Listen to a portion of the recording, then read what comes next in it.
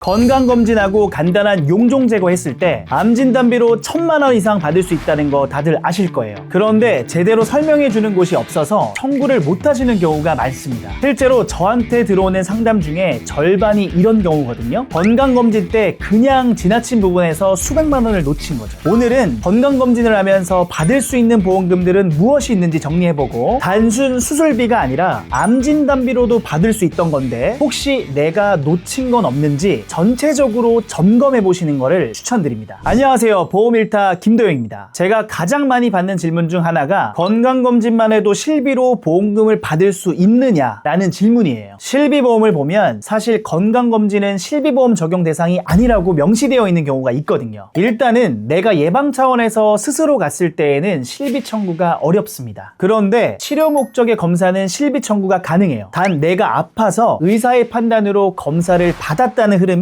명확해야 됩니다. 그러니까 요즘 배가 자주 더부룩해서 혹시 대장 쪽에 문제가 있는 건 아닐까요? 혹시 내시경 한번 해야 될까요? 이런 식으로 의사가 스스로 그럼 내시경 한번 해봅시다 라고 말하게 만드는 것이 포인트입니다. 의사의 권유라는 기록이 남으면 실비보험 보상 근거가 돼요. 의사 권유의 근거는 보통 진료기록부나 세부내역서의 상병명 코드로 남습니다. 복통, 소화불량처럼 이런 코드가 있으면 예방검진이 아닌 증상기반 검사로 인정됩니다. 만약 단순 검진으로 처리됐다면 의사에게 경위 설명하시고 진료기록 수정 요청을 해서 청구하는 것도 가능하고요. 보험에서는 치료 목적이라는 단어를 아주 중요하게 봅니다. 자, 그럼 이제 청구를 해야겠죠. 실비보험을 청구할 때는 복잡한 서류가 필요하지 않습니다. 가장 기본적으로 준비해야 할 것은 진료비 영수증과 진료비 세부내역서, 이 두 가지예요. 이 두 서류만으로도 대부분의 병원비에 대해 실비 청구가 가능하고요. 실제로 보험사에서도 가장 기본적인 증빙 자료로 인정됩니다. 그런데 단순 검진을 넘어서 우리가 내시경을 할 때 용종 제거하는 경우가 생각보다 많거든요. 하지만 만약에 대장 용종 제거를 했거나 단순 치료가 아닌 수술로 분류되는 처치를 받은 경우라면 여기서 한 가지를 더 챙겨야 되는데 바로 수술 확인서예요. 내시경 도중 발견된 용종은 그대로 두면 암으로 발전한 가능성이 있기 때문에 의사가 바로 제거하는 경우가 많습니다. 이때 환자는 단순히 검사만 받은 줄 알지만 의학적으로는 치료 행위, 즉 수술에 해당하는 처치를 받은 거예요. 대장 내시경 중에 시행되는 용종 절제술은 의료법상 명확히 수술로 분류됩니다. 마취를 하고 의료기구로 조직을 절제하며 출혈을 막기 위해 지혈 조치까지 하는 정식 의료행위이기 때문이에요. 그래서 의료기록이나 진료비 세부 내역서에는 대장 용종 절제술, 대장 내시경하 폴립 절제술 같은 항목이 명시됩니다. 이 기록이 있다는 것은 곧 질병 치료를 위한 수술을 받았다는 명확한 증거가 되죠. 따라서 만약 대장 용종 제거를 했거나 단순한 검사 수준이 아닌 수술로 분류되는 처치를 받았다면 실비보험 서류 외에도 반드시 수술 확인서를 추가로 챙겨야 됩니다. 많은 분들이 실비 청구까지만 하고 끝내지만 사실은 같은 치료에 대해 실비보험, 수술비보험을 중복으로 받을 수 있는 구조이기 때문에 수술 확인서를 제출하느냐 안 하느냐가 보험금 수백만 원 차이를 만들어냅니다. 바로 조직검사 결과지. 많은 분들이 내시경 후 용종 제거하면 그걸로 끝이라고 생각하지만 사실 병원에서는 제거된 용종을 그대로 버리지 않고 그 조직을 현미경으로 정밀 검사를 합니다. 이 검사를 통해 그 용종이 단순한 양성 혹은 암세포가 섞인 위험한 병변인지를 판별하게 되거든요. 이때 발급되는 조직검사 결과지는 단순한 검사 기록이 아니라 보험금 청구 시 이 질병이 어떤 성격의 질환인가를 공식적으로 증명하는 핵심 서류가 됩니다. 즉, 이 서류를 통해 용종이 양성인지 경계성 종양인지 제자리암인지 구체적으로 구분할 수가 있거든요. 이 구분이 왜 중요하냐면 단순히 양성으로 나왔다면 실비나 수술비 정도로만 받을 수 있지만 조직검사 결과지에서 하이그레이드 제자리암 경계성 종양 등의 표현이 포함되어 있다면 이는 보험사 기준상 유사암 혹은 제자리암에 해당되기 때문에 추가 진단비를 청구할 수 있는 근거가 됩니다. 같은 용종 제거라도 조직검사 결과에 따라 받을 수 있는 보험금이 크게 달라질 수 있다는 뜻이에요. 보험사마다 암을 분류하는 기준이 달라요. 예시를 하나 들어보면 대장 내시경을 하다가 발견된 대장 점막내암. 대장 점막내암은 암세포가 생겼지만 아직 깊게 침투하지 않은 아주 초기 단계의 암을 말하는데 같은 대장 점막내암이라도 어떤 회사는 일반암으로 보지만 다른 회사는 유사암으로 취급합니다. 그래서 대부분의 보험사들은 유사암을 소외감으로 분류하거든요. 소외감이라는 이름처럼 일반암보다 지급률이 현저히 낮습니다. 예를 들어 일반암 진단비가 5천만 원이라면 되면 유사암은 그 20% 수준인 1,000만 원에서 지급되는 겁니다. 그런데 일부 보험사들은 이 대장전막내암을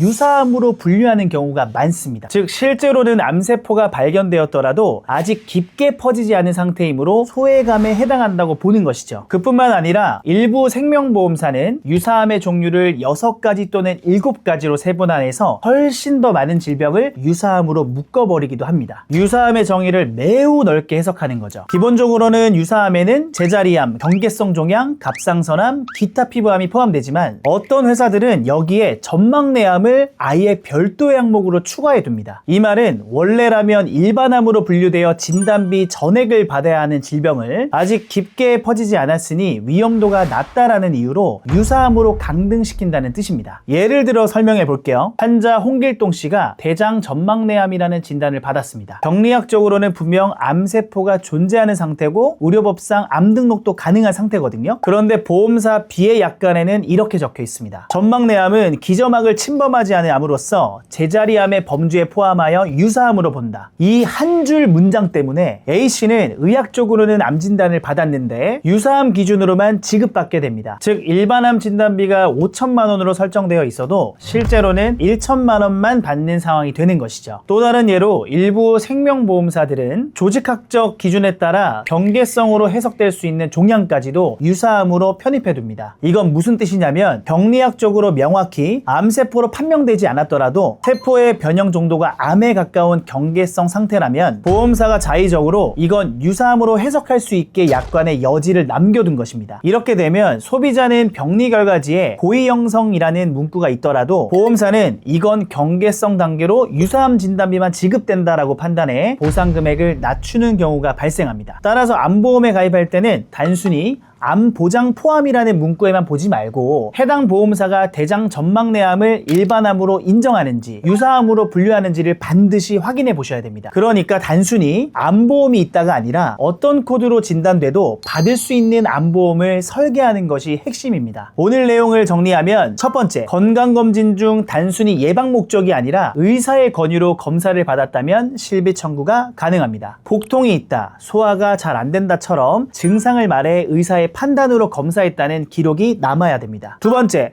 내시경 중 용종을 제거했다면 그건 수술입니다. 용종 절제술은 의료법상 명확히 수술로 분류되기 때문에 실비보험뿐만이 아니라 수술비 보험금으로도 추가로 받을 수 있습니다. 이때는 수술 확인서를 꼭 병원에 발급받아 제출해야 돼요. 세 번째, 용종을 제거했다면 반드시 조직검사 결과지를 확인해야 됩니다. 그 결과지가 용종이 양성인지 제자리암, 유사암인지 구분해줍니다. 만약 하이그레이드나 제자리암이 적혀 있다면 암 진단비나 유사암 진단비까지도 추가로 받을 수가 있습니다. 여러분이 가지고 계신 그 암보험이 정말 그 값을 하고 있는지 진단받고 싶으시다면, 그리고 내가 건강검진을 받으면서 떼어냈던 용종으로 암 진단비를 받을 수 있는지를 파악하고 싶으시다면 3년 이내면 소급해서 청구가 가능하니, 그리고 가장 중요한 거, 단순히 암보험이 있다가 중요한 게 아니라 아래 고정 댓글에 달려있는 링크나 영상 위에 번호로 연락 주시면 저희가 친절히 무료 점검해드리겠습니다. 내 주변에도 검진하면서 용종을 뗐는데 이 내용을 잘 모를 것 같다라고 생각하시는 지인들에게도 공유를 꼭 해서 보험금을 찾으실 수 있도록 해주시길 바랍니다. 여기까지 보험 1타 김도영이었습니다.